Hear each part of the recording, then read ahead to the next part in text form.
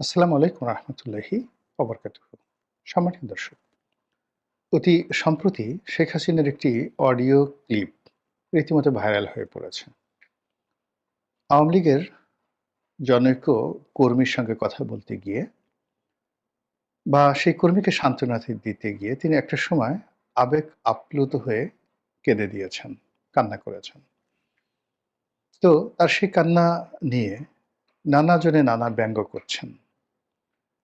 অনেক কথা বলার চেষ্টা করছেন যে তিনি ভয় পেয়ে গেছেন, মানসিক শক্তি হারিয়ে ফেলেছেন এবং এই যে আদালতে তার বিরুদ্ধে যে রায় হয়েছে, এই রায়, তার যে ফাঁসির আদেশ, এটি আওয়ামী লীগের মনোবল ভেঙে দিয়েছে এবং শেখ হাসিনা নিজেও বিষণ্ণতায় ভুগছেন এবং নিজেকে নিয়ন্ত্রণ করতে পারছেন না। এর বাইরে অনেকে বলার চেষ্টা করছেন যে শেখ হাসিনার চেহারা বা তার যে ফিজিক্যাল অ্যাপিয়ারেন্স, এটি নষ্ট হয়ে গেছে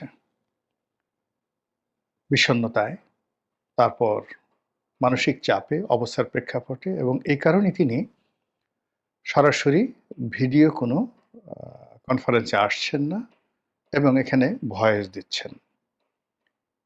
আবার আরেকটি পক্ষ বলার চেষ্টা করছেন যে আমরা যে সকল কথা শুনছি শেখ হাসিনার, সেই কথাগুলো আর্টিফিশিয়াল ইন্টেলিজেন্স দিয়ে তৈরি। অর্থাৎ শেখ হাসিনার বক্তব্য ঠিক আছে, তো তার বক্তব্য জড়িয়ে যায় এবং সেই বক্তব্যের ধারাবাহিকতা রক্ষা করার জন্য এটা এডিট করে এআই এর মাধ্যমে, আর্টিফিশিয়াল ইন্টেলিজেন্সের মাধ্যমে অ্যাজ ইট ইজ শেখ হাসিনার যে আগের কথা, সেই আগের কথার একটা ধরন তৈরি করে জনগণকে শোনানো হচ্ছে।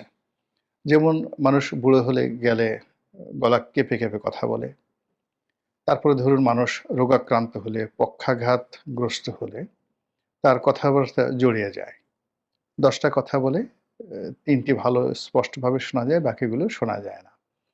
তো এরকম যে পরিবেশ বা পরিস্থিতি, সেই পরিবেশ বা পরিস্থিতির মধ্যে শেখ হাসিনা কিছু কথাবার্তা বলছেন, পরবর্তীতে সেইগুলো এডিট করে তারপর শেষে জনগণের নিকট সেটা মানে প্রচার করা হচ্ছে।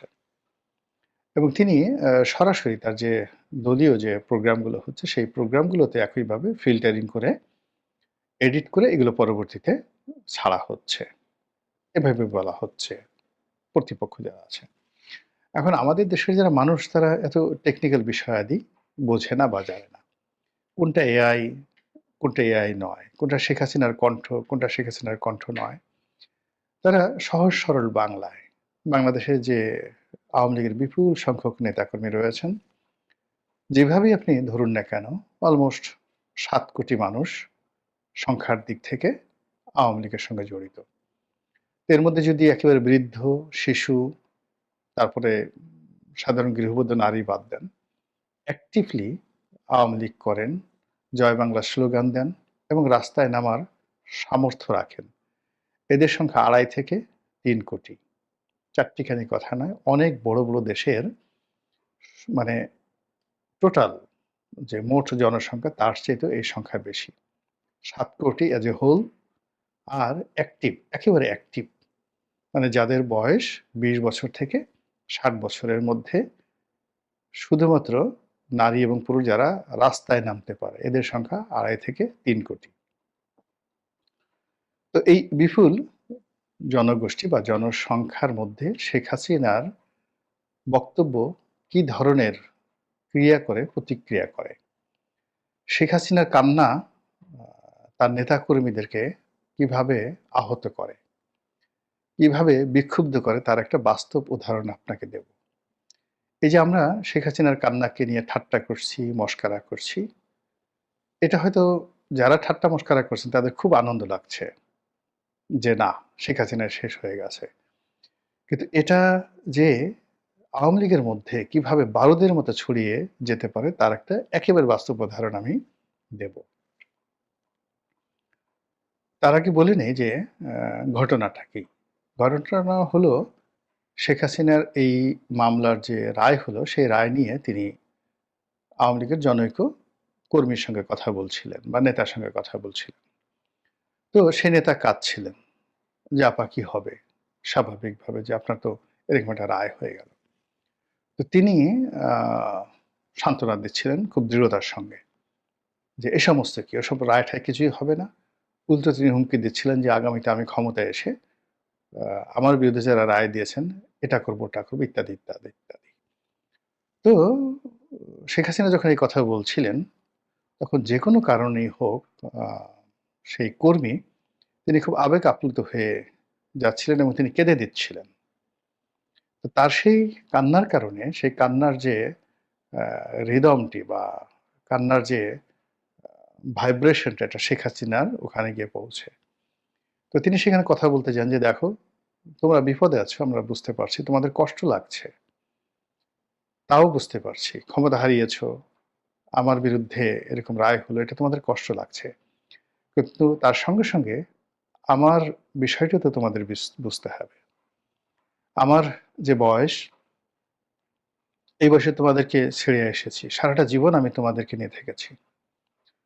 আমার জন্য অন্ন, বস্ত্র, বাসস্থান যেভাবে মৌলিক, তেমনি দলের যারা নেতাকর্মী মানে উনি ঠিক এইভাবে বলেননি। এটা হলো মূলত যে শেখ হাসিনার জন্য, ইভেন বেগম খালেদা জিয়ার জন্য অন্ন, বস্ত্র, বাসস্থান, চিকিৎসা যতটা না গুরুত্বপূর্ণ, ঠিক তদ্রূপ রাজনীতি এবং রাজনৈতিক নেতাকর্মীদের সান্নিধ্য তাদের কাছে তদ্রূপ গুরুত্বপূর্ণ। দেখেন বেগম জিয়ার হাত বাঁকা হয়ে গেছে।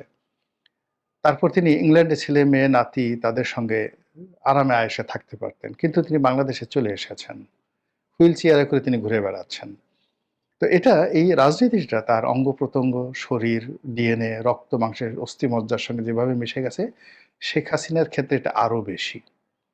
এর কারণ হলো শেখ হাসিনার যে রাজনীতি, তিনি ২য় জেনারেশনের। তার বাবার সুবাদে তার জন্মটাই হয়েছে রাজনৈতিক পরিমণ্ডলে। ফলে বেগম জিয়ার রাজনীতির যে অভিলাষ, ভালো লাগা, মন্দ লাগা, ইচ্ছা অনিচ্ছা তার সঙ্গে যদি শেখ হাসিনার তুলনা করেন, এটা শেখ হাসিনাকে আপনি অন্ততপক্ষে মানে বেগম জিয়ার ডবল দিতে হবে। ২ নম্বর হলো যে এই রাজনীতির জন্য যদি স্যাক্রিফাইস ধরেন, সেই স্যাক্রিফাইস, দুর্ভোগ, দুর্দশা বেগম জিয়ার চাইতে শেখ হাসিনার মানে আরো 10 টাইমস। এই রাজনীতির কারণে বেগম জিয়া তার স্বামীকে হারিয়েছেন, তার সন্তানকে হারিয়েছেন। আর শেখ হাসিনা তার পুরো পরিবারকে, বাবা, ভাই, আত্মীয়-স্বজন সবাইকে হারিয়েছেন। তো ওই কথা বলতে গিয়ে তিনি আবেগ আপ্লুত হয়ে গেছেন যে, "দেখো, আমি তো এই রাজনীতির জন্য সব হারিয়েছি। বাড়ি, ঘর, জায়গা, জমি সবকিছু তছনছ হয়ে গেছে।" এই কথা বলতে গিয়ে তিনি আবেগ আপ্লুত হয়েছেন এবং কেঁদেছেন। এবং এটা নিয়ে প্রতিপক্ষ ঠাট্টা এবং মশকরা করছে। এই হলো কাহিনী। এখন এই যে শেখ হাসিনার কান্না, সেই কান্না আওয়ামী লীগের ৭ কোটি মানুষ আর ওই যে সক্ষম ২ থেকে ২.৫ কোটি বা ২.৫ থেকে ৩ কোটি মানুষের মধ্যে কি ধরনের প্রতিক্রিয়া তৈরি করতে পারে, বারুদ তৈরি করতে পারে, মানুষকে যুদ্ধংদেহী করে ফেলতে পারে। সারা বাংলাদেশে আওয়ামী লীগের লোকজনের মধ্যে রীতিমতো যাকে বলে আগুন ধরিয়ে দিতে পারে, তার একটা বাস্তব উদাহরণ দেই।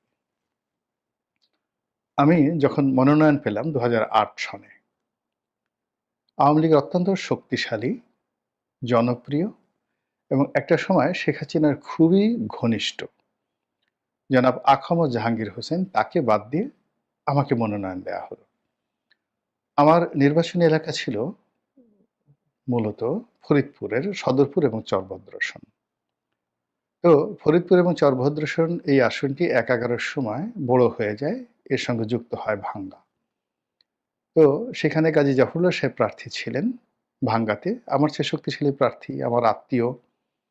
তো আমার কাছে মনে হলো যে এই সময়টিতে আসলে আ আমার রাজনীতি হবে না, আমাকে অপেক্ষা করতে হবে। এর কারণ হলো জাফর ভাই যতদিন আছেন আমার উচিত না তাকে ডিস্টার্ব করা। এজন্য আমি আসলে সেই ১/১১ পরে ঘরে বসে রইলাম। পটুয়াখালী গলাচিপা ১০ মিনিটে আমি আসলে কোনো কাজ করিনি। এবং আমি যেই সময়টাতে ইলেকশন করতে যাই, তখন গলাচিপা ১০ মিনাতে ১৮ টা ইউনিয়ন, একটা পৌরসভা। আমি ৩ থেকে ৪ টি ইউনিয়নের নাম জানতাম। আর গলাচিপা উপজেলা জেলা আওয়ামী লীগের সভাপতিকে চিনতাম, সেক্রেটারির নাম জানতাম, কিন্তু তার সঙ্গে আমার কখনো দেখা হয়নি। আমি যখন নমিনেশন নিয়ে যাই। আর দশমিনা উপজেলার যে সেক্রেটারি আজিজ মিয়া ছিলেন, তার সঙ্গে আমার পরিচয় হয়েছিল, কিন্তু হাবিব ঢালী সাহেব যিনি সভাপতি ছিলেন তার নামও জানতাম না আর তাকে চিনিনি। তো বুঝুন সেই অবস্থায় শেখ হাসিনা আমাকে মনোনয়ন দিয়ে পাঠালেন। তো আমি সেখানে যেতে চাইনি কয়েকটি কারণে, যে জাহাঙ্গীর সাহেব সরাসরি আমার নেতা ছিলেন। আওয়ামী লীগের জন্য তার যে স্যাক্রিফাইস এটা আমি জানতাম। তার জীবন যৌবন রাজনীতির জন্য শেষ করে তিনি দিয়েছেন। তো আমি চাইনি যে তার জীবদ্দশায় অন্য কোনো প্রার্থী হোক বা আমার দ্বারা তিনি ক্ষতিগ্রস্ত হন। এই হলো একটা কারণ। দ্বিতীয় কারণ হলো, ওখানে বিএনপির যিনি ইলেকশন করতেন তিনি আমার মামার শ্বশুর জনাব শাহজাহান খান। তো আমি যদি আওয়ামী লীগের প্রার্থী হই, তাহলে জাহাঙ্গীর আমার নেতা, সরাসরি তার সঙ্গে আমার বিরোধ তৈরি হবে। আর দ্বিতীয়ত, আমার যে মামার শ্বশুর তার সঙ্গে আমার প্রতিদ্বন্দ্বিতা করতে হবে। তো আমি সারা জীবন আসলে শান্তিপূর্ণ জীবনযাপন কাটাতে চেয়েছি। এই যে যেমন ধরুন গত একটা বছর ধরে আমার এই সময়টাতে সবচেয়ে সুবিধাভোগী হওয়া উচিত ছিল। মানে ২০১৪ থেকে আমি যেভাবে লড়াই সংগ্রাম করছি, বিএনপির এই সুসময়ে আমার সবচেয়ে আ যাকে বলে সুবিধাভোগী, কাছের হওয়া উচিত ছিল, এবং কোনো রিজন ছিল না কাছে না যাওয়ার। এর কারণ হলো আসলে এই পরিবর্তিত পরিস্থিতি আমার শরীর ছেড়ে দিয়েছে। আমার কাছে মনে হয়েছে যে আলহামদুলিল্লাহ, আল্লাহ তো আমাকে এমনি পরিচিতি দিয়েছে। দুটো ডাল ভাত খাওয়ার মতো সঙ্গতি দিয়েছে। মন্ত্রী হয়ে, এমপি হয়ে এমন কিছু মানে আমার পাওয়ার নেই, চাওয়ারও নেই। একবার তো হয়েছি, আলহামদুলিল্লাহ। তো যারা নতুন আছে করুক না তারা। কি দরকার নেই, ঝামেলা জড়াবো না। ফরিদপুরে জাফর ভাই আছে, আর ওখানে জাহাঙ্গীর শাহজাহান খান আছে। ফলে আই হ্যাভ টু ওয়েট। ঘরে বসে আছি। এর মধ্যে 1-11 হলো, এবং জাহাঙ্গীর হোসেন সাহেব থেকে শুরু করে অন্যান্য যারা আছেন তারা সংস্কারবাদী গ্রুপে চলে গেলেন। নেত্রী ভীষণভাবে ক্ষেপে গেলেন। তো ক্ষেপে যাওয়ার পর তিনি বিকল্প প্রার্থী খুঁজছিলেন জাহাঙ্গীরকে একটা শিক্ষা দেওয়ার জন্য, এবং সামহাও তিনি আমাকে পিক আপ করলেন।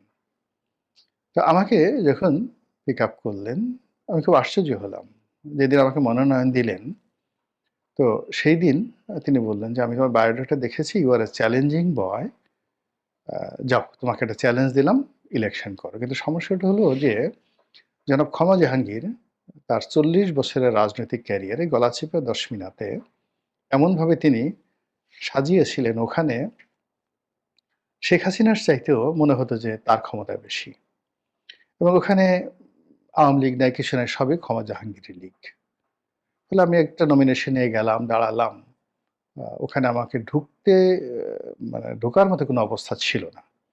মানে in terms of a political power, popularity সব মিলিয়ে মানে জাহাঙ্গীরের বিকল্প, মানে আমি একটা তেজপাতা নিয়ে সেখানে গেছি, এরকম একটা অবস্থা তৈরি হলো। ২ নম্বর হলো যে আমার মামা শ্বশুর, তিনি ধনাঢ্য ব্যক্তি। ওই পটুয়াখালী জেলার সবচেয়ে ক্ষমতাধর ২-৩ জন যারা লোকজন রয়েছেন, যারা গত ৫০ বছর ধরে পটুয়াখালী জেলার রাজনীতি, অর্থনীতি, ব্যবসা-বাণিজ্য সবকিছু নিয়ন্ত্রণ করেন। ৩ জন ব্যক্তি, পিনু, কুট্টি, শাহজাহান খান। যে দলই ক্ষমতায় আসুক, তো তাদের মধ্যে শাহজাহান খান এই ত্রয়ীর মধ্যে একজন। এখন মিস্টার পিনু উনি পৌরসভার মেয়র, কুট্টি সরকার সবচেয়ে বড় ব্যবসায়ী, এবং এখন এই বর্তমানে অ্যাট দিস মোমেন্টে পটুয়াখালী জেলা বিএনপির সভাপতি। তো এই একটা ঝামেলার মধ্যে আমি আসলে জড়াতে চাচ্ছিলাম না, কিন্তু শেখ হাসিনা সেখানে দিলেন। তো আমি গিয়ে এত বিপদের মধ্যে পড়লাম। আমার কাছে মনে হলো ছেড়ে দে মা, কেঁদে বাঁচি। যে এখান থেকে পালাতে পারলে আমি বাঁচি। একটা লোক আমার সাথে আসে না। কেউ বিশ্বাসই করে না আমি মনোনয়ন পেয়েছি। বাচ্চা ছেলে, কোত্থেকে আসলাম, ইত্যাদি, ইত্যাদি। সারাদিন শুধু আল্লাহ বিল্লাহ করি। আর এদিকে মনোনয়ন পরিবর্তন করার জন্য শেখ হাসিনার বাসার সামনে সেই কাফনের কাপড় পরে জাহাঙ্গীর সাহেব, তার যারা লোকজন রয়েছেন, তারা মানে কয়েকশো লোক দিন-রাত সেখানে মানে অনশন শুরু করে দিলেন। এবং গলাচিপার এবং দশমিনার যত শীর্ষ নেতৃবৃন্দ আছেন, প্রেসিডেন্ট, সেক্রেটারি, সবাই তখন সুধা সদনের সামনে বিপ্লব করছেন। আমি গলাচিপাতে। এর মধ্যে হঠাৎ কি ঘটলো, দেখলাম যে আ গলাচিপার যে সকল নেতৃবৃন্দ কাফনের কাপড় পরে ঘোরাফেরা করছিলেন ওখানে, তারা সবাই গলাচিপা উপস্থিত, এবং সবাই আমার পক্ষে নেমে গেলেন। নির্বাচনের মাঠ আমার পক্ষে চলে আসলো। তা আমি গলাচিপা সেই আ যে আওয়ামী লীগের সেক্রেটারি তিনি মারা গেছেন, গোলাম মোস্তফা টিটু। তাকে জিজ্ঞেস করলাম যে, "টিটু ভাই, ঘটনাটা কি?" তখন তিনি বললেন যে, "আমরা যখন বিপ্লব করছিলাম, তখন তিনি আমাদেরকে ডেকে নিলেন, সবাইকে যে ভিতরে আসো।" আমরা গেলাম, বসতে বললেন।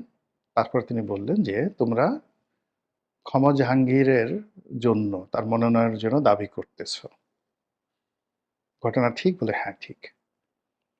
এখন বলো, আমাকে বেশি ভালোবাসো না ক্ষমা জাহাঙ্গীরকে বেশি ভালোবাসো?" তো তারা বলল যে, "আপনাকে বেশি ভালোবাসি।" তো বলল, "তাহলে আমার কাহিনী শোনো।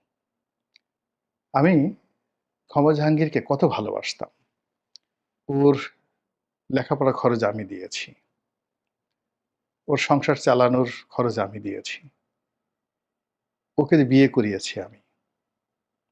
ওর মেয়ের একটা চোখ নষ্ট ছিল, আমি অপারেশন করিয়েছি। তারপর ছাত্রলীগের সেক্রেটারি বানিয়েছি। আওয়ামী লীগের সহ-দপ্তর সম্পাদক বানিয়েছি এবং সবসময় আমার কাছের লোক হিসেবে তাকে গত ৩টি নির্বাচনে মনোনয়ন দিয়ে, ২ টো নির্বাচন ২ বার সে এমপি হয়েছে এবং আমি তাকে মন্ত্রী বানিয়েছি। রাস্তার ছেলে। সারা দুনিয়া উল্টে যেতে পারে। সারা দুনিয়ার মানুষ আমার বিরুদ্ধে যেতে পারে। তোমরা বলো তো, ক্ষমা জাহাঙ্গীর আমার মৃত্যু চাইতে পারে? ১/১১ র সময় আমি যখন জেলে, তখন আমাকে মেরে সেখানে সংস্কারবাদী লোকদেরকে নেতা বানানোর জন্য যে চক্রান্ত করা হয়েছে, তার শীর্ষ লোক হিসাবে ক্ষমা জাহাঙ্গীর ছিল। এই কথা বলে শেখ হাসিনা সেই গলাচিপার অঝোরের নেতাকর্মীদের সামনে অঝোরে কান্না শুরু করলেন। প্রত্যেকটা নেতাকর্মী মুহূর্তের মধ্যে চেঞ্জ হয়ে গেলেন। সবাই হাউমাউ করে কান্না শুরু করলেন। সবাই নেত্রীর পা ধরে মাপ চাইলেন। আমাদের ভুল হয়ে গেছে। আর কক্ষনো আমরা ক্ষমা জাহাঙ্গীরের নাম নেব না। আপনি যাকে মনোনয়ন দিয়েছেন আমরা তার পক্ষে আজকে থেকে কাজ করলাম। This is Sheikh Hasina. এই হলো তার নেতাকর্মীদের কাছে তার কান্নার, তার চোখের পানির মূল্য। তো কাজেই প্রবাসে থেকে মানুষের যে মানুষ মানুষের জন্য কি না করে। পিতার জন্য পুত্র জীবন দিয়ে দেয়। পুত্রের জন্য পিতা জীবন দিয়ে দেয়। কিন্তু রাজনীতির যে বন্ধন, সেই বন্ধনে নেতার জন্য, নেত্রীর জন্য অকাতরে জীবন দিয়ে দেয়।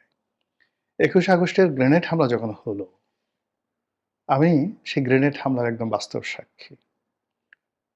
শত, শত মানুষ মানব ঢাল তৈরি করে শেখ হাসিনাকে সেদিন রক্ষা করেছে। তাদের সারা শরীর সেই গ্রেনেডের যে স্প্লিন্টার তছনছ হয়ে গেছে।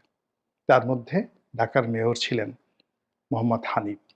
তিনি সেই মানববন্ধন তৈরি করেছিলেন, মানব ঢাল তৈরি করেছিলেন এবং তিনি সেই গ্রেনেড হামলার সেই বিষাক্ত আরজেস গ্রেনেডের যে স্প্লিন্টারে তিনি মারা গেছেন। শেখ হাসিনার বডিগার্ড আমাদের গলাচিপার বাড়ির নাম ছিল মামুন, আলীপুরে বাড়ি। তিনিও মারা গেছেন এই তাকে রক্ষা করতে গিয়ে। তো নেতার প্রতি, নেত্রীর প্রতি কর্মীদের যে ভালোবাসা, শ্রদ্ধা, এটার জন্য অকাতরে যেভাবে নেতা-নেত্রী প্রাণ দিতে পারে, অনেক সময় পিতার জন্য আ পুত্র দেয় না। পুত্রের জন্য পিতাও দেয় না। এই রাজনৈতিক বন্ধন। আমি গলাচিপাতে অনেকের সঙ্গে কাজ করেছি। আমার অনেক ক্রাইসিস গেছে। কিন্তু কিছু মানুষ গলাচিপা ১০ মিনিটে যারা আমার জন্য অকাতরে জীবন দেয়ার চেষ্টা করেছে। হয়তো তারা মরেনি, কিন্তু তারা চেষ্টা করেছেন। কাজেই আমি আমার নিজের ছেলে সন্তানের চাইতে ওই যে সকল নেতা কর্মী এখন আমার জন্য কাঁদে, প্রতিটি মুহূর্তে আমি তাদের জন্য কাঁদি, দোয়া করি। এটি রাজনীতির বন্ধন। তো সেই রাজনীতির বন্ধনের জায়গা থেকে শেখ হাসিনা ইজ ক্রাইং। তিনি কাঁদছেন। এই কান্না অভিনয় নয়। এই কান্না কাদের সিদ্দিকী যেভাবে সমালোচনা করে বলতেন যে, শেখ হাসিনা খিলখিল করে হাসতে পারে, হাসতে, হাসতে কাঁদতে পারে। কাঁদতে, কাঁদতে আবার হাসতে পারে। অসাধারণ অভিনয় করার তার ক্ষমতা রয়েছে। এই কান্না, এই যে এখন যে কান্না কাঁদলেন বা ওই যে ক্ষমা জাহাঙ্গীরের কথা স্মরণ করে তিনি যে কেঁদেছিলেন, এই কান্নার সঙ্গে অন্য কান্নার তুলনা করা যাবে না। কাজেই শেখ হাসিনা যারা বিরোধী পক্ষ খুব লাফাচ্ছেন, খুব আনন্দ উপভোগ করছেন, আত্মতৃপ্তি লাভ করছেন যে শেখ হাসিনার অশ্রু ঝরাতে পেরেছেন। এই অশ্রু, অশ্রু নয়। এটি গোলাবারুদ। এটি যেন তেন গোলাবারুদ নয়। এটি পারমাণবিক গোলাবারুদ। কাজেই রাজনীতির কোনো বিষয় নিয়ে ছেলেখেলা করতে হয় না।